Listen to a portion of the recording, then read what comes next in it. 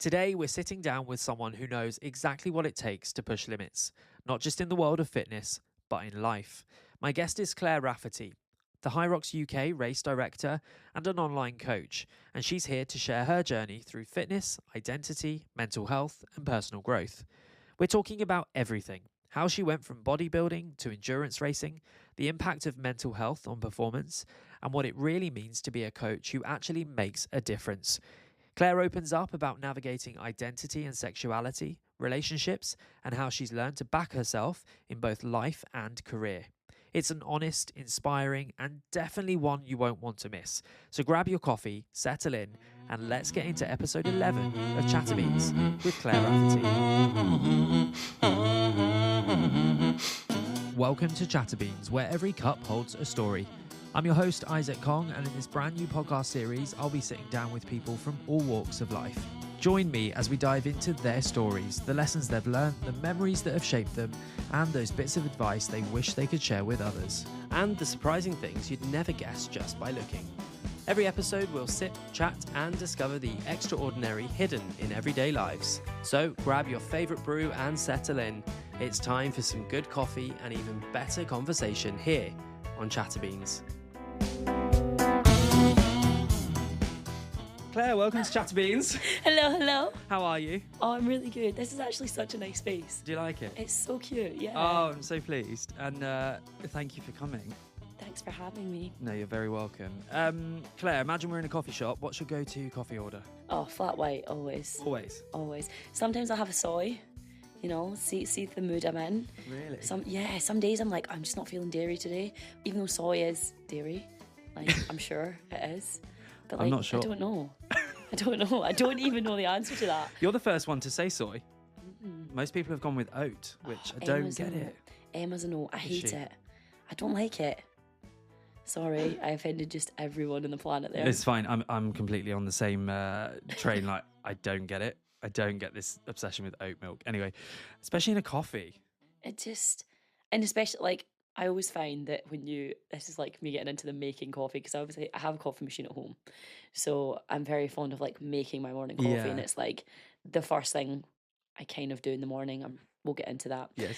And I just, I ever use like oat milk or almond milk or any milk that's not dairy, like from a cow.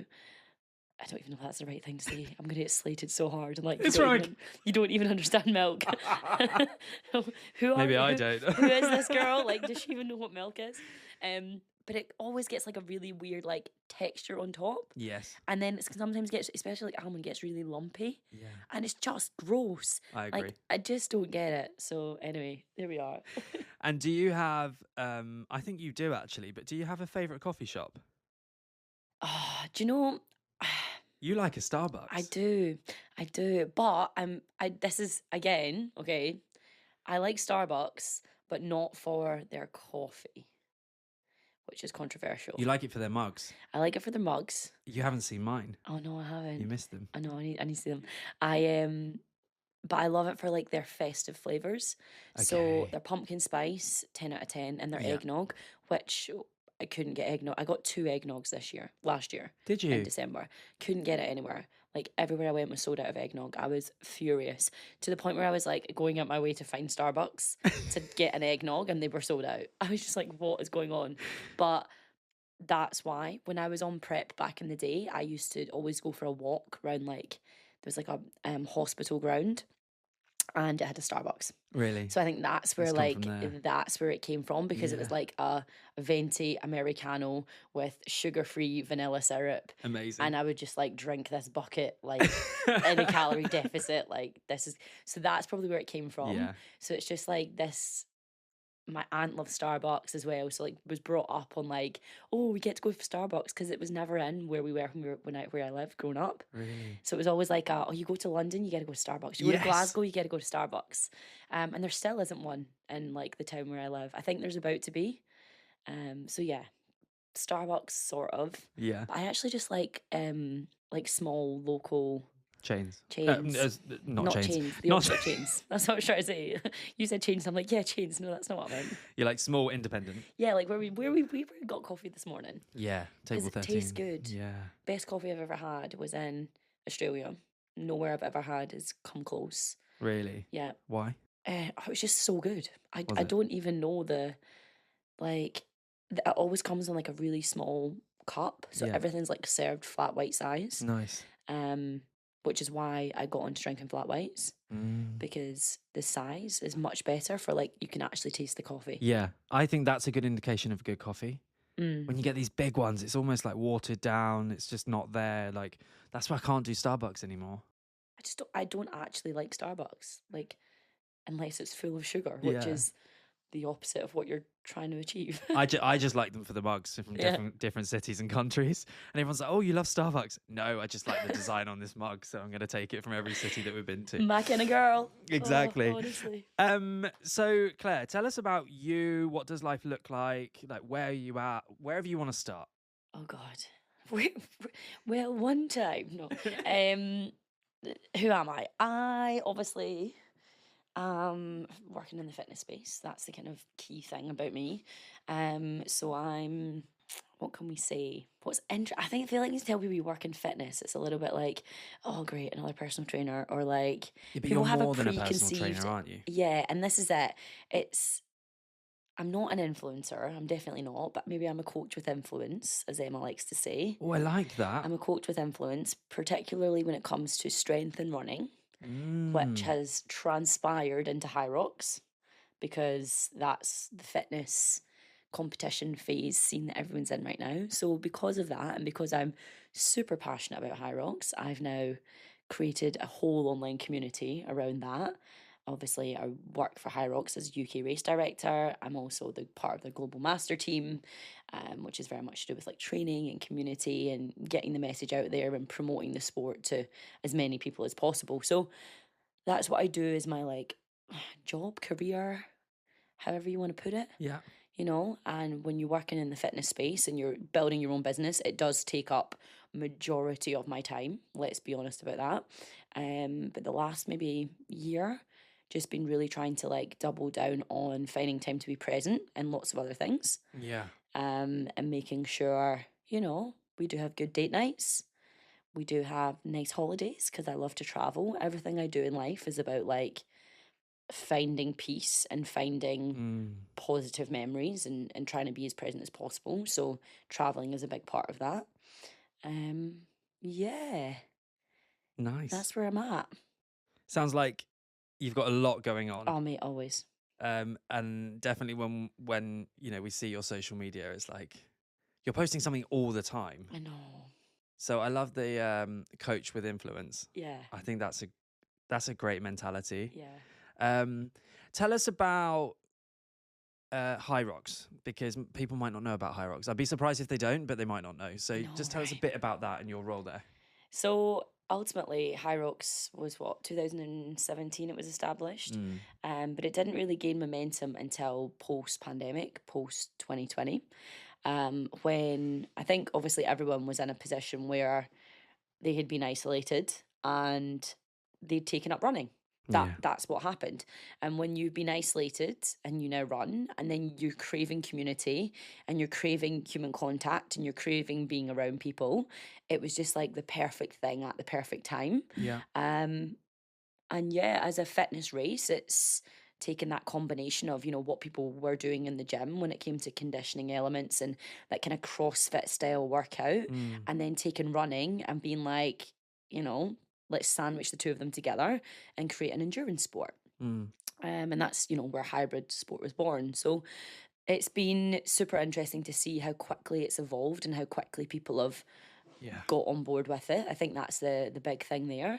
And then for me, my first role as UK Race Director is basically everything that happens on event day, on the race course, from, you know, setup to judging standards to volunteers to you name it, like in and around that space, just coordinating all of that, and just making sure the race is safe and fun and everybody gets equal and fair opportunity to compete and you know, get what they came for. And then the other side of that is obviously as part of the master team, which is very much the coaching hat and the being center front of this is standards and this is the message we're trying to push, and this is the community we're trying to foster, and just being at the front of training, education, and how the sport's actually going to grow, and just really being involved in all the conversations around that. So that's what's been probably the most magical part of it all, is like when I actually just take a second and sit back, I'm like, I get to be in a room sometimes with like 10 other people, and we're talking about like base stuff that's going to change and evolve in the sport, and that's really exciting. Must be. It's so exciting. And you get to know all the new venues before anyone else. Yes, I was about all that. the new cities. I won't Soz press about you that. on any new Soz ones that about are that. coming. That's super exciting. Why do you think you resonated with HYROX so much? Because you've been a coach for a while, right? So Yeah, I think it's an interesting space because I came up in the bodybuilding world. Like that was my entry, so to speak, into gym training. And previous to that, I'd only done group exercise classes. Okay. Like I think a lot of people, right? We're very much, especially in the kind of London space that I'm in, we work in, its boutique classes are actually pretty accessible. Yeah. Because you can go onto an app like ClassPass and you can just rock up to a class. And so if you're somewhat interested and you don't know how to train yourself, you've got that accessibility. So I started there back, 2013 was when I got qualified. Yeah, started 2013, very beginning of that year. I was in Australia, and I'd basically was still at university at the time. So I was in my third year at university doing study abroad, and basically had been diagnosed at the end of my, retract that back, end of my first year university, diagnosed with an underactive thyroid. Okay. Took 18 months to about 2 years to get me regulated on my thyroid dose, because they're only allowed to up a certain amount every 8 weeks, and it's a whole scale. So along with that, there was a lot of pressure for me to increase my exercise. I was playing netball university level. I was in the A team. It was all, I thought I was doing enough. Our coaches at the time were kind of introducing us to S&C, but it was all a bit of a joke. You were going out, you were partying, you were kind of turning up for classes. Like netball was fun, but it was a social thing. Like it was more about the going out dance until 3 o'clock in the morning and then trying to go to training at 7 a.m. Like that was the vibe back then. I don't think that university culture exists anymore, but that's what it was. It was just partying and playing sport and coasting through classes because I was semi-intelligent. And not really doing much other than that, for the first couple of years. And so when I had the thyroid and I was getting really depressed and all these other things were happening at the same time from like a mental health perspective, it was very much like I was having to learn how to handle my mental health without really knowing what mental health was. Yeah, I mean, and yes, like my dad worked in mental health, my sister works in mental health, my aunt works in mental health. So my understanding of mental health is very much was very much psychiatric. Yes. I grew up, first early years of my life, we lived in a hospital property because my dad was running the mental health space at that hospital. So we lived in hospital housing because my dad had to be on site at all times. So my understanding of mental health was people in psychiatric care. Like the most extreme, yeah, right? the most extreme. So that's all, you only know what you know. So Yeah, because of that's all I course. knew, and I was starting to get these like strange thoughts, feelings, everything that was coming on with the kind of underactive thyroid. Because of that, it was very difficult to process, because in my head I was like, cool, I'm either going to have to go on medication for the rest of my life for my psychiatric health, or I'm going to end up in a mental institution. Like that was my, however wrong, like that was where like my overthinking expansion was going a bit. So when the doctors were saying, you need to exercise better, you need to look after your food, I was like, I need to double down on this fast. Like I've really got to make a change, because if that's what's going to change this, then I don't want that outcome, because that's the only other outcome I could see. And then I went to Australia and study abroad, which was almost like a clean slate for me. Yeah. Because I was, really just struggling with everything. And went there, moved in with a friend in Adelaide, and joined her gym and started Les Mills, and became so obsessed. Body attack, body pump, RPM, like mornings and nights. Really? Was just like on the Les Mills. Yeah, on the Les train. Mills wagon. Yeah. Like, I have always connected with older people as well. Okay. So I was going to like the 9 a.m. class and like connecting with all the mums. And there was a Amazing. lot of like English mums that had moved out there, Really? you know, and just, it was just such a like nice safe space, go for coffee with them, you know, and they were just all like looking after me in this like really nice way. Yeah. So just had such a great experience and fell in love with it all. And yeah, that's kind of where it started. And then it just went from there into bodybuilding. And then getting back to your actual question, how did I get into HYROX? Just the whole onslaught of the journey. Yeah. But mental health became an issue again in COVID. Mm. And I couldn't train and I couldn't be outside. And I was living by myself. I was, for about 3 months, I didn't speak to anyone apart from online. Wow. And it was really challenging. Like, I had about a 5 kilometre walk to the nearest shop and then a 5K walk back where I was living in Greenwich. And it was just, it was a lot. So I took up running. Took up running and listening to audiobooks and podcasts and just threw myself into personal development. Yeah. And with that came breaking down a lot of barriers and trauma and stuff that kind of happened in my childhood and growing up. And obviously I lost my mum in 2013, I lost my dad in 2016. So Okay. I was very much dealing with all of that in this COVID, living in this bubble by myself. And running was the only thing that I could like get any form of peace. Mm. Do you know, it was the only thing that calmed me. Was that the first time you started running? Yeah. Because bodybuilding before that, I guess Yeah. you didn't do a lot of cardio, Didn't right? do any cardio, No. like, because I was doing Les Mills, right? So Yeah. that was always my cardio. So for I me, it was see. trying to gain muscle was just a nightmare. And coaches were always like, you need to stop the classes. And yeah, it was just this constant battle of like trying to figure out who I was, because I Yeah. loved classes, I loved teaching, but then I loved bodybuilding, or I thought I loved bodybuilding. But And actually, you competed, didn't you? yeah, I compete WBFF, I can't even think, UKDFBA, yeah, different federations, pure elites, like, How were those times bodybuilding? Because I've seen pictures and you look completely different. yeah, wild, right? And obviously that's the aim, is to get Yeah, to look like that in some way and compete, right? I think where I was, the space I was in my life, I thought that was the best thing I could accomplish and try to be. Mm. So if you think about, you know, who you see online and who inspires you and what, you know, life they have that you want, and how do you get what they want? At that time, I was very much looking at all these people who were shredded, long hair, big followings, had all these sponsorships, were able to travel, just looked like they had their life together and they Yeah. were competing. So without knowing anything about them, that was what I perceived. If I did that, I would be happy. So I doubled down. I went in, I connected with people in my area who were into it, and just got deep into it and realized that it was a really easy way to control food. It was an easy way to control just how I felt. Like, it was an easy way to control how I looked. And there was so much I could control in me as a person, which it wasn't until I did, you know, therapy and work during 2020 that I realized that that was just me, because I wasn't coping and I wasn't controlling with like the loss of my parents and all that sort of stuff. And I was just trying to control what I could control Yeah. so that I would be able to survive. And, you know, it's striving for an unattainable happiness, and a happiness that would never exist. And it wasn't until, you know, I got so deep in it, and I had a really successful coaching business. I was coaching some incredible people.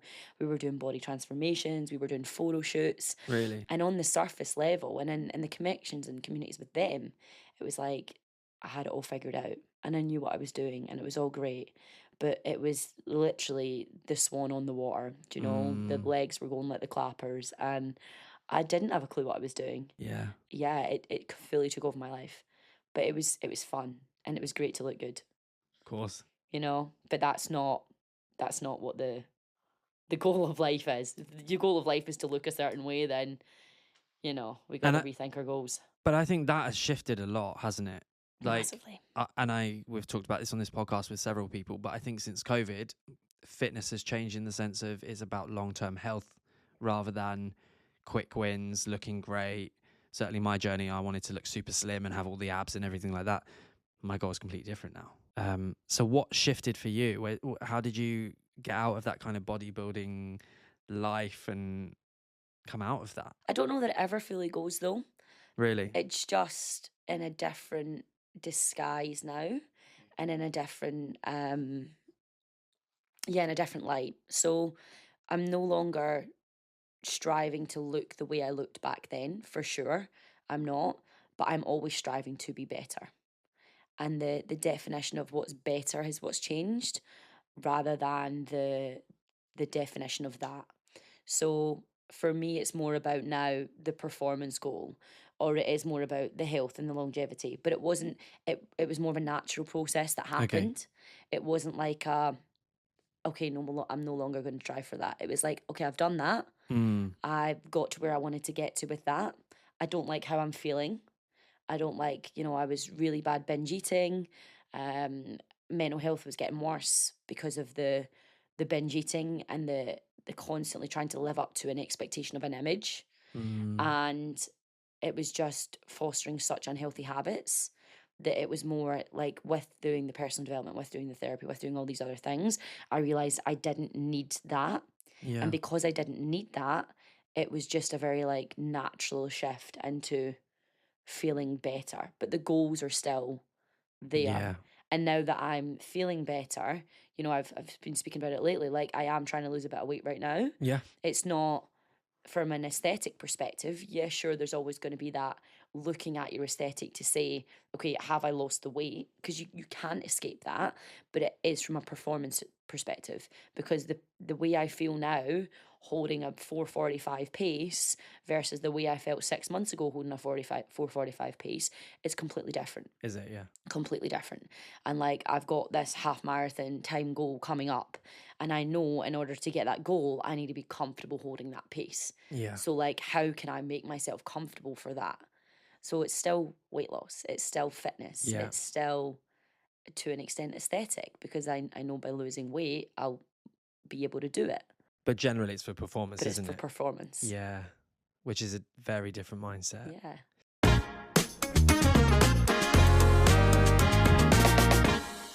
Tell us about your earlier days growing up then. Were you into fitness and like sports, PE, that sort of thing? Absolutely not. No? Absolutely not. I can't even, like, I literally netball forever. I think netball Really? was like the Yeah. I feel like it's just such the girl thing to do, right? Yeah. Netball was always the one. But when I got to secondary school, which is, I don't know, most people know what secondary school is. It's like 11, 12 to till you go to uni. Yeah, so yeah. 17. 17, 18, yeah. So it's like we've got two schools, primary and then secondary. Yeah. And secondary school obviously there's a lot more option, a lot more choice when it comes to sport anyway. And you go through the hockey, you go through the volleyball. I think I played badminton, basketball. I did them all for Yeah. PE. Okay. And then I did take higher PE eventually, which is like I think A level or Okay. like Yeah. whatever your top level is. So I did take that. So it was still there, Yeah. but it was more there. I think I did it. I can't even actually remember. I think I did higher PE in my final year. Okay. I actually don't remember. I can't remember if I did it my 5th year or my 6th year. Someone will be able to confirm that for me if you're listening. Claire, you did it with me. Yeah. We were this year. But yeah, so I did do higher PE. I remember that. But like, I was just never great. I was always good basketball, netball. Yeah. Anything else, below average. Really? Absolutely below average. Like, average at them, below average at everything else. Yeah. And hated running. Wouldn't run. You couldn't get me to do cross country. Like PE day on the track, I would have the most injuries in the world that day. Like, just didn't enjoy it. Didn't want to do it. So your classmates would be very surprised to see where you are now. Yeah, I do think so. I do think so. Because I'm not really. I connect with some of them still for sure. And we have chats every now and again, and they're just like, "Wow, look how far you've come." But yeah, when you look back on it, it's just like, how did we end up here? How did you get here? Yeah. How did we get here? Well, I got here because, trauma, right? Yeah. Trauma happens and life changes. Exactly. I think it's that's- necessary sometimes. Yeah. It's not always wanted, No. and it never. Sometimes it doesn't come at the right time, but I think it is necessary sometimes to make ourselves shift. You grew up in Scotland. Correct. How was that? Cold, wet, outdoorsy. Where in Scotland? A place called Ayr. Oh yeah. So, West Coast, which I appreciate more now than I did, I think, the entire time I lived there. Because when you're growing up, you always want the grass is greener, right? Yes. Like for as long as I can remember, I think, you do a yearbook. My yearbook was like, what will this person be doing in 10 years, 10 years time? And mine says something like living it up in California, not really sure what I'll be doing, but having the life of my dreams. Nice. But I couldn't tell you what the life of my dreams No. was. I just was like, it will be in California. Like Yeah. that was it. Yeah. And I just had this, like, I've always had this draw to be in the sun and be in the heat, and very much like crave that all the time. But I think coming from where I came from, that's probably a normal thing to crave, right? Because Yeah. it's cold and wet and dark 80% of the time. But yeah, it's crazy when you think about it. And then how did you get from Scotland? We're in London now, but you've been via Australia. So like, how did that all happen? So it was just very much like, went to university, went to Stirling, which is like north-ish. And from Stirling, obviously study abroad in Australia, which was incredible. What were you studying? At the time, English film and media. Wow. Yes, I have an undergrad in English film and media. Fantastic. It's like, what? People surprise me all the time. Yeah. Oh, like, you haven't heard it all yet. You haven't heard it all yet. okay. So, Australia, undergrad, finished, came back. Obviously, my mum passed away when I was in Australia. So, by the time I came back, it was like, head down, just finish, get the university done.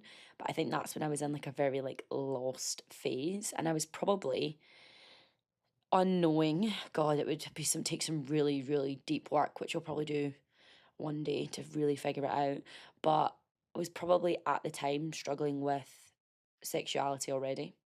Okay. And not knowing, because I'd been in different relationships. Like I was in a relationship with a guy out in Australia, and it ended very quickly when my mum passed and I had to fly home, and it was all like, yeah, it was just all a bit of a mess. And there was like that feeling, but then not really feeling much, and this, like, I've just lost my mum, so it was like, it was all, whatever. So I stayed in Stirling, finished up my university that kind of fourth years, because it's 4 years in Scotland. Okay. And basically like wasn't ready to leave. So I applied to be the sports union president, did the whole campaign. It was super intense, actually. It was really fun. It was super intense, so like campaigning, like politics, and like it was a whole world of just having so many people rally behind you. Yeah. Who you don't even know, you don't even know. And they're like, it was between, like, the thing was 3 of us. It was me and this other guy that were kind of like the key runnings for it. Yeah. He got it eventually. Okay. Yeah. And I was like, well, what do I do now? Like, what do I do? Yeah. And it was at the time, obviously, I'd been playing netball. I was doing my Les Mills classes. I'd done my PT qualification. So I was very much now working full time because I'd lost my mum. I was working full time alongside finishing university in Stirling by myself. Like, wow. it was just a whirlwind. And I was like, you just wanted to keep busy. Going for student union president, like, because that's what we do. Why not? And it was like, oh, what else do I do? And basically was in chats with the netball team, and we at that time lost our head coach. So they were like, cool, there's a space opening up if you want to come back as head coach for the next 2 years. They were willing to give me the head coach on a scholarship to do a master's. Wow. So they paid for me to do a master's on the provision that I would coach the netball team for 2 years. So exactly. Yeah.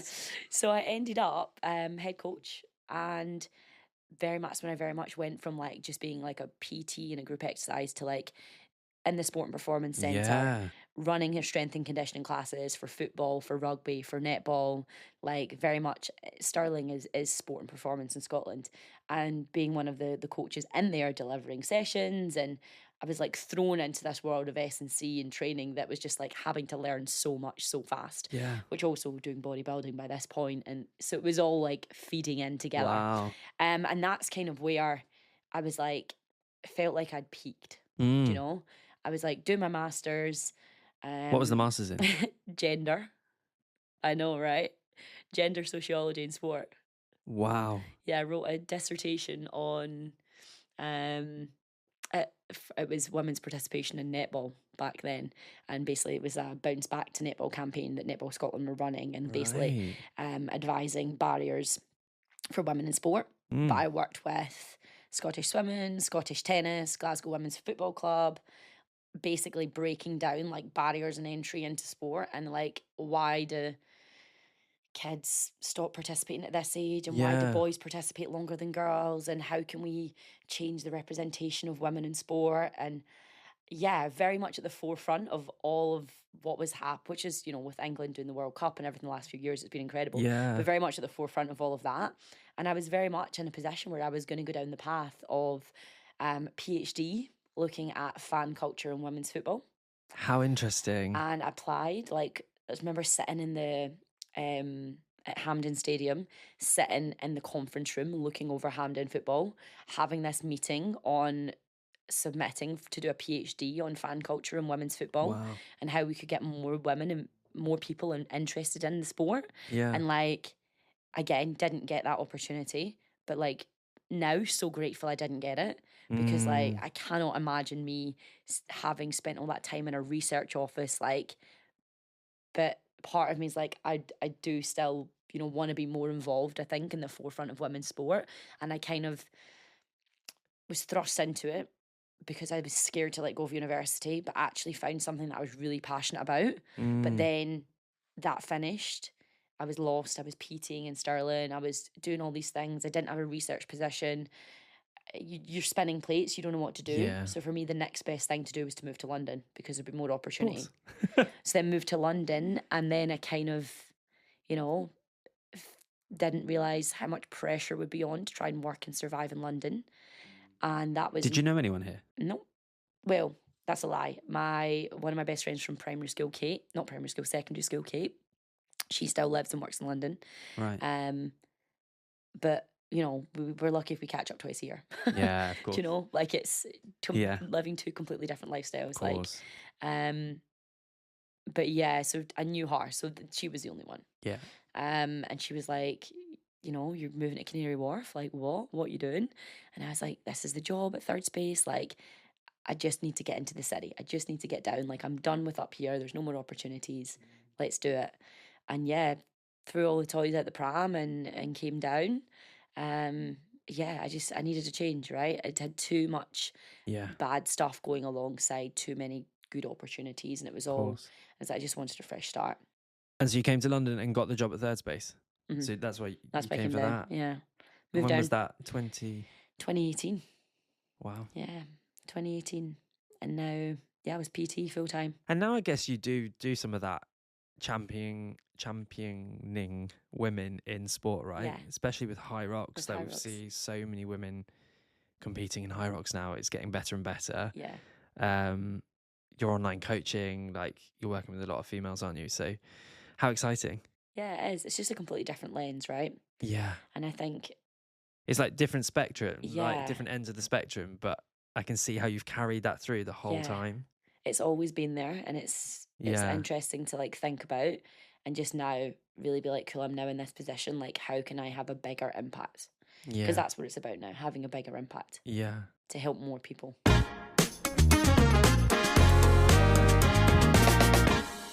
Hey, it's Isaac. If you're enjoying this episode, don't forget to hit subscribe so you'll be the first to hear the new ones as they drop. And for more behind-the-scenes moments, clips, and extra content, follow ChatterBeans on Instagram, TikTok, and YouTube at chatter.beans. All right, back to the episode. One thing I'm interested in, you mentioned sexuality. Yes. And discovering and all of that, and I didn't know... Well, why would I? That you had a boyfriend in Australia. What do you want to say about that? I think it was just a really long process. Like Emma and I have spoke about this before. And we have conversations and we'll be like, oh yeah, so remember that time I thought about that when I was like 23? I wonder if back then, like your subconscious was like, it was never like a slapstick moment. Yeah. Like I've always had queer friends. Okay. Always. Yeah. Like it's funny if I actually really go into it and look back, like my best friend from primary school, I've looked her up a few years ago and she has a girlfriend Yeah. and settled down. And I was like, wow. And then like I said, Kate has a girlfriend, they're settled. So like if I actually look at my closest relationships Interesting. forever, Yeah. they're all queer relationships. Like I'm gonna say all, no, like there's maybe a handful that aren't. Yeah. But like I've always been in that space. So it's almost, that's what I mean, it's like more like a slapstick moment of like, I don't know how I never realised early enough. Do you think your environment? I don't know how much of my environment has impacted me. Because I grew up in a small town. Yeah. And I think, there weren't very many openly gay guys. I think people like maybe hide it a bit more, or you're not exposed to it. So do you think that maybe is part of it? Yeah, maybe, because like one of our really close friends growing up, he's come out, like as an adult he came out, and it was like always, that, as you say, that ongoing joke growing up, like, oh, you must be gay, you must be gay, you must be gay. But it was never, for me, it was never even a thought, it was never a thing. Fine, yeah. It was never as you say, like I only knew a man. I didn't know any women who were in female relationships back then. So I don't know if it was just like an understanding of this could actually be a thing. I think it was more lack of knowledge of that was possible. Yeah, definitely. From anything else. So when I went to university, first couple of years, halls and chalets and stuff. But then after Australia, I came back and my housemates were two couples. So I was living with two couples, and like, so it was 5 girls in a house, but it was 3-bedroom house, and it was two couples that I was living with. And at that time, like my video editor and my girl doing like all my graphics and all that stuff, they were in queer relationships. And if I just really reflect on it, I'm like, if it was a given, it probably was. Yeah, like you naturally gravitated naturally towards in those spaces. Yeah. And so what was the moment that it changed? When I met Emma. Yeah, properly. At third space? Yeah, so met Emma through COVID. Like that's when it really solidified for me. Like, okay, this is real. This is a real thing now. Yeah. You're gonna have to lean into this. It's not just like a thought or a feeling or like you're trying to fit in with a group or like am I confused or am I wanting this because I'm surrounded by people who want this? Yeah. Like, is this actually me or is this a influence of my circumstance? Yeah. Because that was for a while what I was thinking. I was like, oh, it's just because I've been around all these people, But then I really came into myself once I met Emma. And it's been, now we're here. How did, you don't need to go into so much detail, but how did that start with Emma? So you were both coaching. So awkward, right? Did you know she was like into you? Or? No, so she's got a very similar story to me. Like, really? Can't pinpoint a specific time. I think she had some similar kind of thing during COVID where she was like, am I into girls? Like, I don't really know. What is this feeling? Like, what is this I'm thinking? And sometimes it's not as black and white. It's not as black and white. Sometimes personality is. Yeah. You're attracted to someone's personality. And that's what I say. For like me personally, I've always went by like, I'm attracted to personality. She used to coach a class at 9 a.m. So I was like the 6, 7, 8, and she would do the 9 a.m. and she would always be like standing outside the studio on a Wednesday morning at Tower. And she would come in and help me put the rowers away and get ready for her class. And then obviously like COVID was happening and we were doing like online workouts and I was writing the workouts like for everyone that we were all jumping on and doing. And I was like, one day I was like, my boss at the time was like, I don't want to write next week. So I was like, I'm going to message someone from the group. I was like, I think I'm going to message that girl, Emma. I was like, she's super new. I was like, do you think she'd mind? And she was like, yeah, she's really keen. She seems switched on, like she knows what she's doing. So she gave me Emma's number, and then I messaged her and was like, hey, can you do the workout for next week? Like, I'm bored doing the same stuff all the time. It would be good to get someone else's perspective. And then she did the workout the following week. So it was just like that. Yeah. Then we just naturally started texting.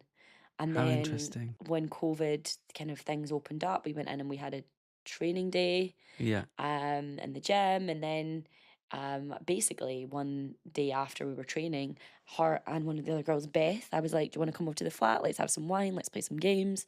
And they did that. And yeah, the rest is history.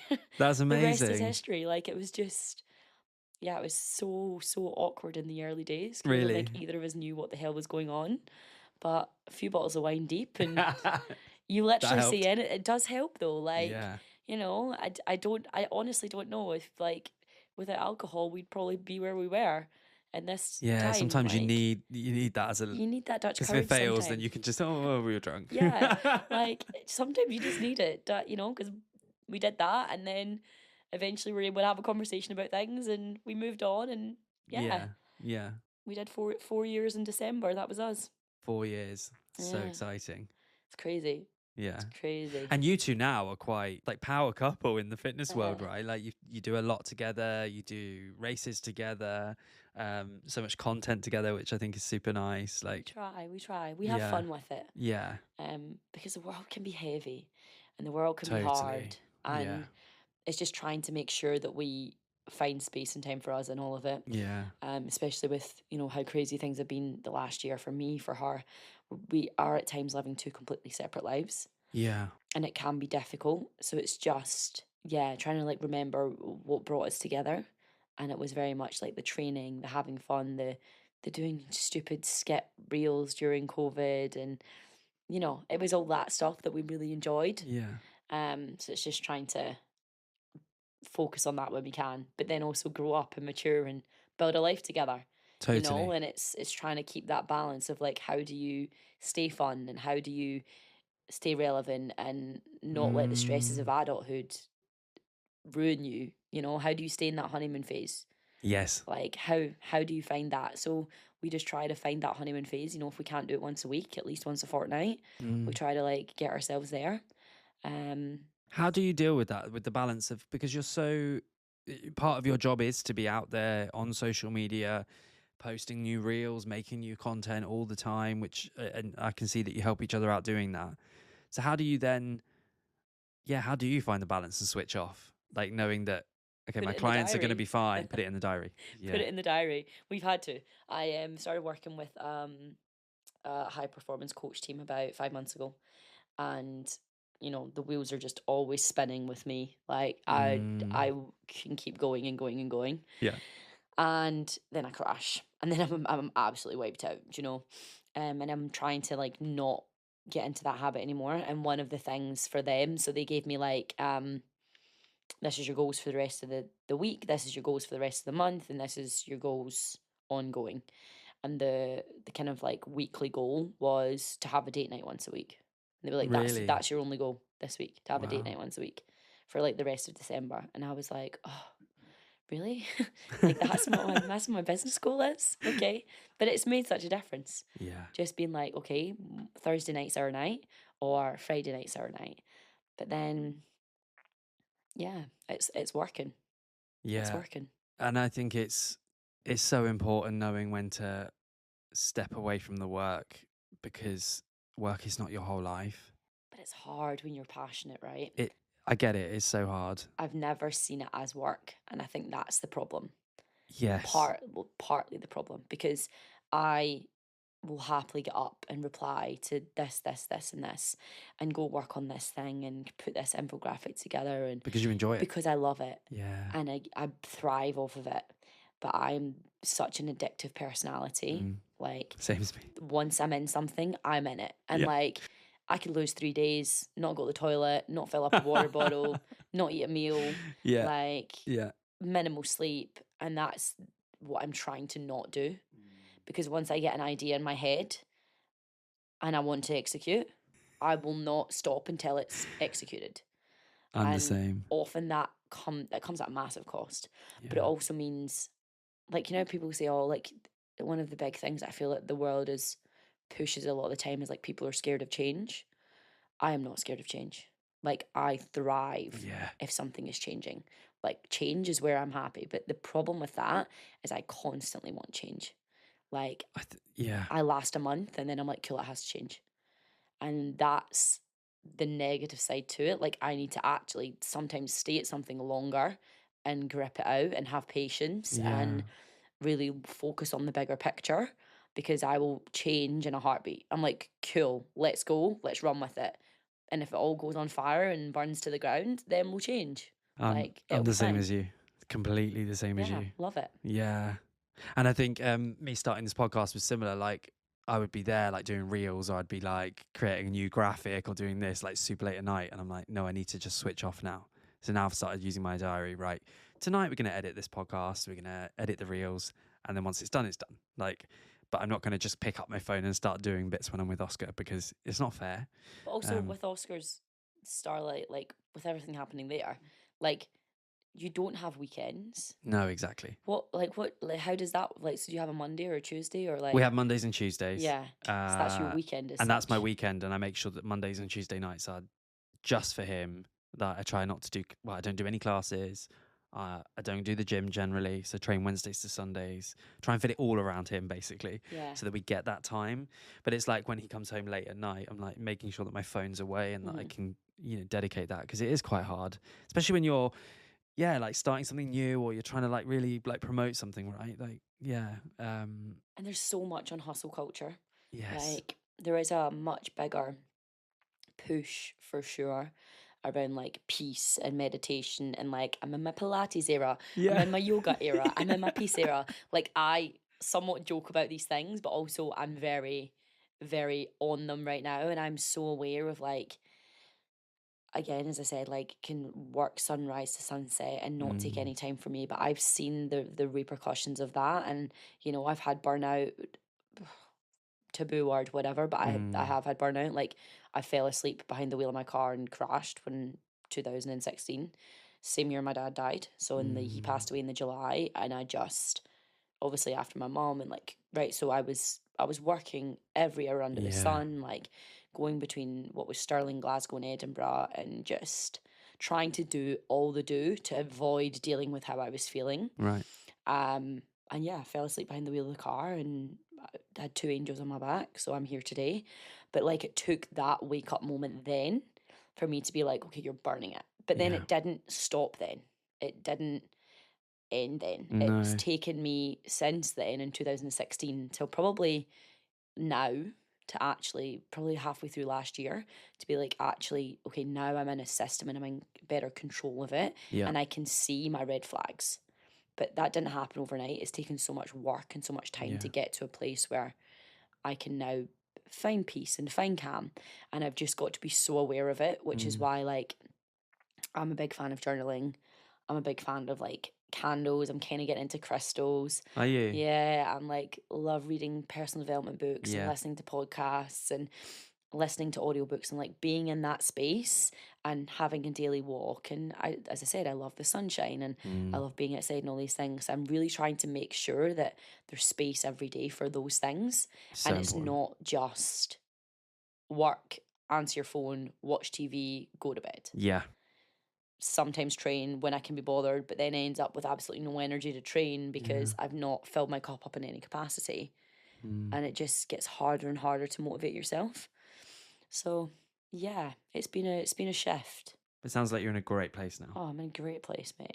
I'm in a great So place. pleased for you. Oh, it's fantastic.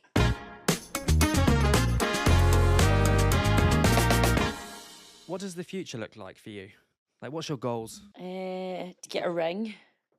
Get a ring ASAP. Is it? Yeah. Emma? Yeah. We've been chatting about it, which is exciting. So hopefully that's, I don't know, something exciting about planning a wedding that really does excite me. I feel like my next era is either gonna be an event planner, or I really want to get like an old wreck of a house and do it up. Oh my God, amazing. Like, I really want to, like, I want to do that at some point. That's like bucket list. Is it?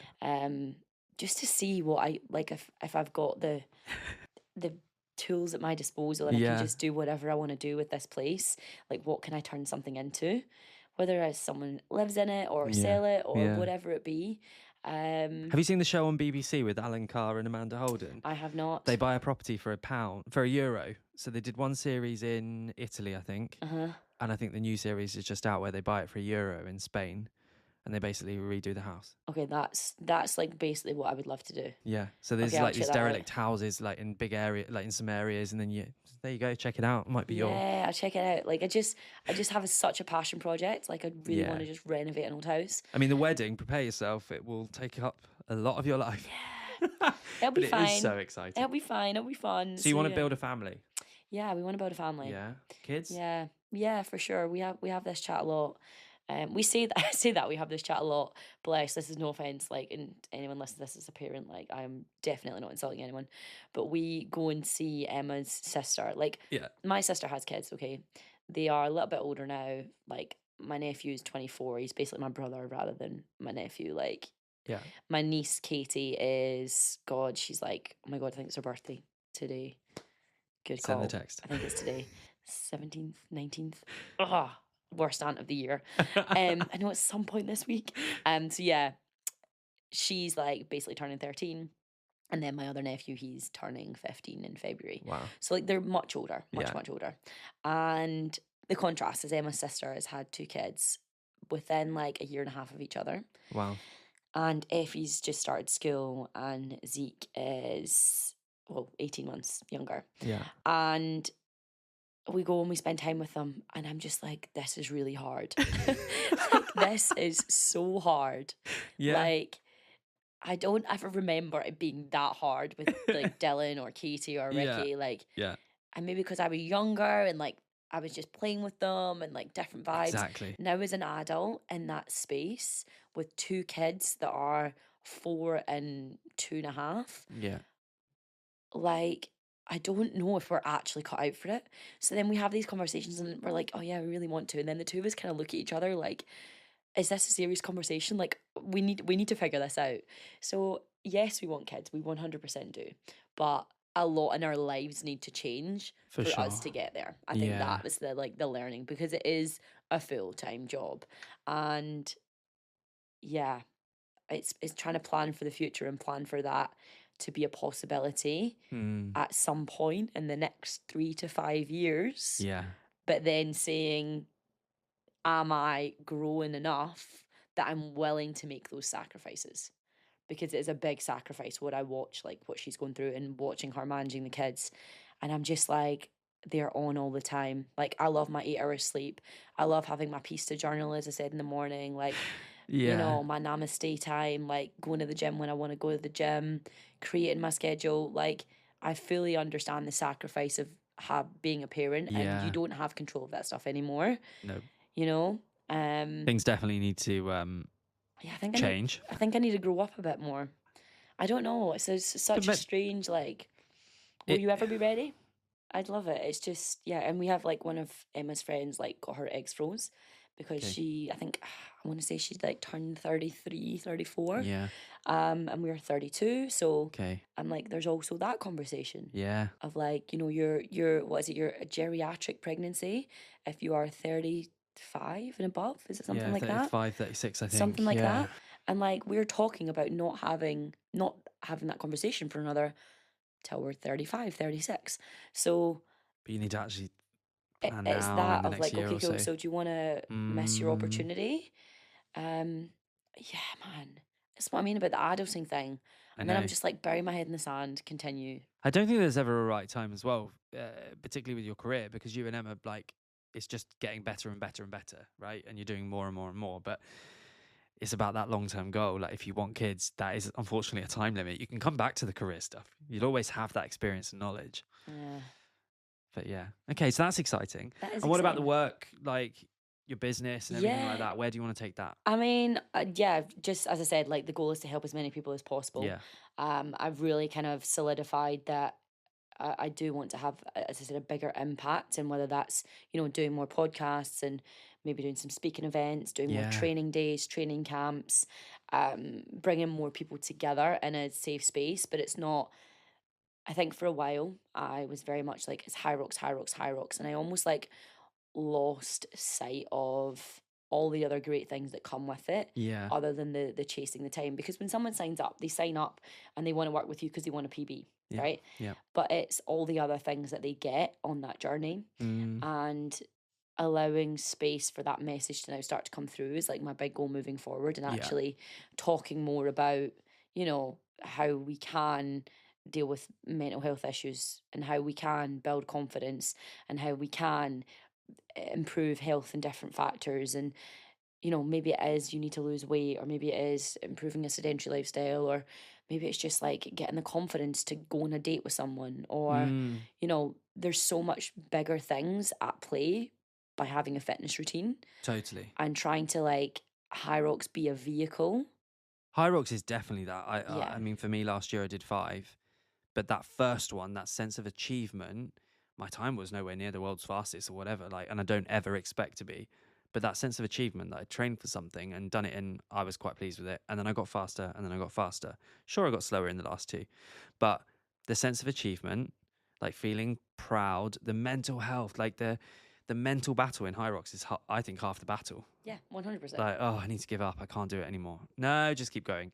And we were talking about someone earlier. Like, I've seen her confidence grow Yeah. from doing a race, and she was someone that probably never thought she would do anything like that. No, not in the slightest. So yeah. And that's it's so powerful. Mm.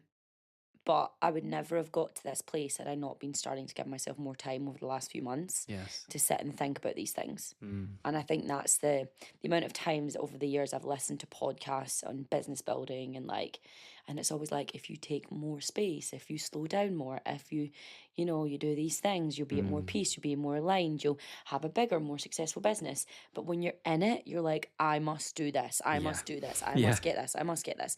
And you go. And it's not until, the last 6 months where I've actually said, here, I need help to do this, got some people to help me, slowed the hell down, and I'm now like, oh, it's actually aligned. It feels more purposeful. Yeah. I'm having a better impact. I'm actually starting to get the clearer message out that I want to get out. And I just feel so much more aligned with it all. So working and growing on that is for sure the big, like, who I am and who I want to be. Where that goes, I don't know. Because I'm fully open to, you know, nobody knew what HYROX was 4 or 5 years ago. So I didn't know what it was. I think we're on early Jan. Last Christmas, so Christmas 23, I didn't know what HYROX was. And I think I signed up in January last year, did my first one in March. I had never heard of it. yeah. And I think that was Crazy, right? similar. Like 2024, I feel like end of 2023, 24 was where it really took off on social media. Maybe that's because I'm looking at it more, but Yeah, for sure, right? yeah. So yeah, it's just it's got a lot of room still to grow. Yeah. And I'm just in such a privileged position with it. I really am. Yeah. And it's come from hard work. Yeah, Like, of course. it's come from hard work. It's come from the absolute graft.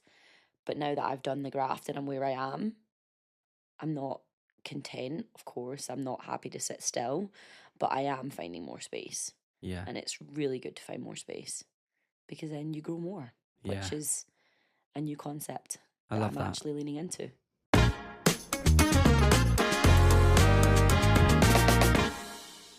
What do you think your biggest life lesson or bit of advice that you want to give someone? Back yourself. I say it all the time. Yeah. Back yourself. I think there's the second you don't believe in yourself, that's when it starts to fall apart. And the second you start to doubt yourself is when it's not possible. You know, there's whether you believe you can or you can't, you're right. You know, all those quotes and positive affirmations and, you know, getting validation from other people is great. Sure, we Yeah. love it. We loved a boost for the ego, and Yeah, of course. everybody needs a little bit of recognition now and again, and it all feels great. Mm. But if you actually truly back yourself, that's when the magic happens. But you have to fully go all in. And if you're not willing to go all in on your own beliefs, your own values, your own what you want for life, and follow through on your purpose and believe in yourself enough to get there, then you're not going to get there. And No. that's been, you know, one of the biggest lessons for me that I'm still learning all the time. I have self-doubt every single day. You know, you waking up, you see a message and you're like, am I doing the right thing? Like panic, shut down, brain overload. And then I'm like, no, you know what you're doing. You've got the qualifications, but that's not even the thing. Like, you are good. Yeah. Keep backing yourself. Keep moving forward. Kind of links to that imposter syndrome. Yeah, 100%. That has come up most episodes, I think. Yeah. It's brutal.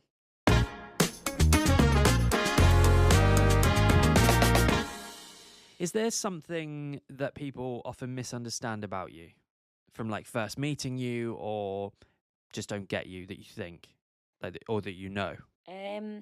I used to. I don't know if it's as much anymore because I've worked a lot on it. But the first thing that comes to mind there is whether it's my accent, whether my face reacts before my brain's caught up on the situation.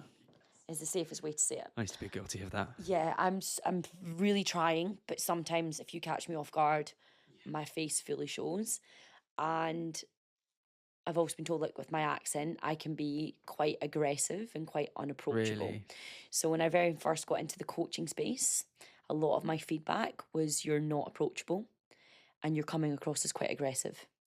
So I have this kind of like reputation within coaching that you go to my classes because they're the hardest classes. Yes. And you go to my classes because you're going to get a great workout and you're going to be kicked into shape. And like, you know, if someone's in the staff room at Wimbledon and they can't hear me shouting in the yard, they're like, what's going on? Like, what's wrong? I'm not shouting. I'm just speaking with my husky voice that apparently can just go really loud and go for miles. Like, so that can be quite off-putting for a lot of people. I know that. Yeah. And I've tried so hard over the years to like, almost like at the beginning, like be really soft, be really approachable. And then, okay guys, we're going to get into the workout. Yep, cool, hat on. Yeah. And then at the end, take the hat back off and be like, I know you hated me there for 45 minutes. I'm really sorry about that. But hey, if you got to like, and be fun again. Because I've always tried to work on that approachable, non-aggressiveness. But yeah, I don't know where that comes from. Is it a confidence? Is it because of my Scottish accent in English spaces? Is it, I don't know, the way I carry myself? Like, but yeah, that's why I think it's so interesting when people are like, oh, you're really quite intimidating, you're really quite scary. And I'm like, am I? Like, am I? You're not. Okay, cool. Sorry about me. Do you know? Now you can refer people to this podcast and say, listen to this time of the podcast. Yeah, You'll know why. Exactly. Amazing.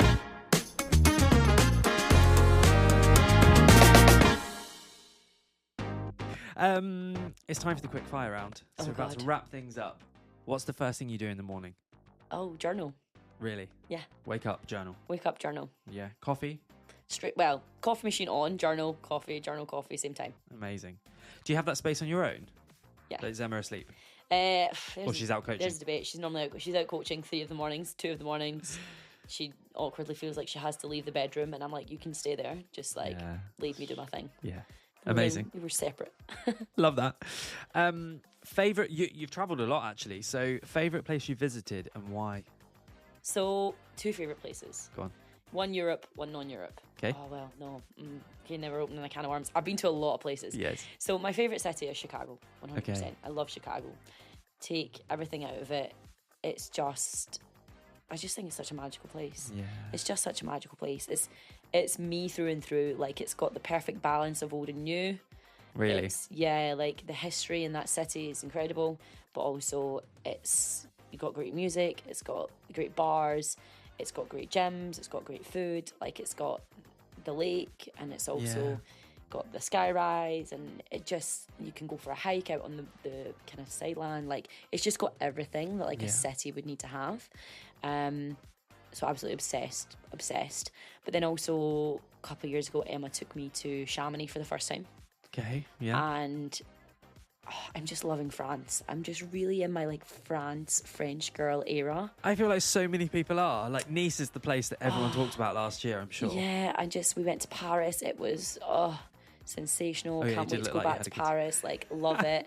But Chamonix, being in the mountains and like yeah, it was stunning, but it was summertime, so it was like sunny down below and then up Mont Blanc, and it was just incredible. Yeah. So like for like a rugged, chic, non-city there, but then for city, Chicago. Amazing. But yeah, I've been to so many places. Yeah. So many places. Favorite way to spend your day off? Do you get a day off? Yeah, we do now. So this is what we're kind of really trying to like have a Saturday. Are you? Have a Saturday. Nice. As a general, like we do like to train. If we can train together, fantastic, amazing. Maybe that's a run, maybe that's a gym, like a bit of a slow morning, do something fun. Ideally, there's a coffee shop involved. Ideally, there's a walk involved in like a park or some outdoor space. A bit of sunshine would just be the cherry on top. Going out for dinner is like literally my favourite thing to do. Yeah, same. You know, or going to like having someone look after us, or look after me, but look after us. Yeah. It's very much like Emma's thing is gifts of service. Okay. Or acts of service. And basically, because of that, we do like to be looked after, and it's just such a nice feeling. Yeah. So if there's a point in a day off where we can be looked after, even on the smallest scale, it just transforms the day. Nice. It sounds so nice. Yeah. Oh, good for you. If you could time travel, would you go forwards or would you go backwards? It's funny you say that, actually. For some reason yesterday, I was thinking about if I went back to like university days, what would I do different? I was just thinking about this purely because like where I am now. Yeah. And like, would I have maybe got more of a sports degree? And like, would that have helped me? It was like a weird reflection phase I was in. I was like, would I go back to that time and maybe do it different to see? But then I immediately start to panic. Yeah. Because I'm like, no, because then what if I wouldn't meet Emma? Exactly. And I'm like, I wouldn't want to go back. I wouldn't want to change anything because everything happened to get me exactly where I am. So like, I also don't want to know the future though, because if something bad happens, I don't want to know about it. You know? Yeah. Like I don't. What was that movie that we watched over Christmas? It's like where the guy's got the time traveling ability and he's like trying to meet Mary. She's played by like Rachel McAdam. I don't know. And like it's like About Time or something. Okay. And he's got the time traveling ability, and he's basically keeps going like back in time to like not disappoint someone, but then to try and meet her. And it's just like so weird. So I think I was thinking about that yesterday. Yeah. And I was just like really in my feels about it all. And I was like, I actually don't think it's a gift. I would turn it down. I would turn it down. Great. First time. Yeah, really? First answer to that, yeah. Yeah, I would turn down that request either way. I'm quite good where I am, thanks. Nice. I don't want to know. Good for you. I like that. Yeah. Yeah. What's the weirdest thing you've Googled recently? I wish I had my phone. I could Anything just go coming into my search. I can't even think. My Google is 90% like HYROX races. And yeah, I'm sure. I'm trying to think. There was something I Googled. I always Google numbers. Numbers? Like numbers. Like if I can't understand, like if I'm reading something and there's like, I don't know, like numbers and something and I'm trying to understand it. It's a really weird thing. Like, just like, why is this amount this amount if this amount was this amount when? Do you know? I see. Or like, if I was to pay this amount today for this, like... How much would it have been? Yeah, how much would it, like, how much is the inflation on this? Like, I just got this, like, really weird, like, why am I now paying £5.80 for a Starbucks? Like... I mean, yeah. Do you know? Like, and then I'll, like, read the response, like, oh, because this percentage, and I'm like, oh, okay. Right, well, it's because of profits. Now I can justify it. Now I'll pay for it. Like, okay, cool, that's why. As long as you give me a reason, I'll pay for it. I mean, it's quite a strange Google, but I suppose if it gets you the answer. Yeah, it's like quite a weird one, but I'm so numbers oriented. I love it. So, like, if I'm paying for something, I need to be like, okay, but why is it costing? Couldn't I get this cheaper somewhere else? Yeah. Like, I Google numbers a lot. I know that's quite a weird one, but... That's quite weird, but I like it. Yeah. Claire, thank you so much for coming on ChatterBeans. I've loved it. I've learned so much about you, even though I know you quite well. I know you even more, which is amazing. Where can people find you, connect with you, get in touch for coaching maybe? Yeah, Instagram, right? Instagram's where it's at. So it's literally my name, Clare_Rafferty_.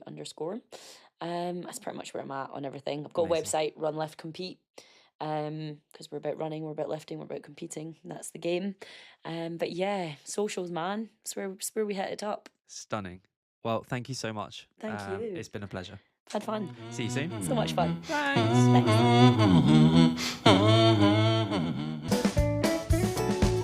Thanks. Thank you so much for tuning in to ChatterBeans. I hope you enjoyed today's conversation.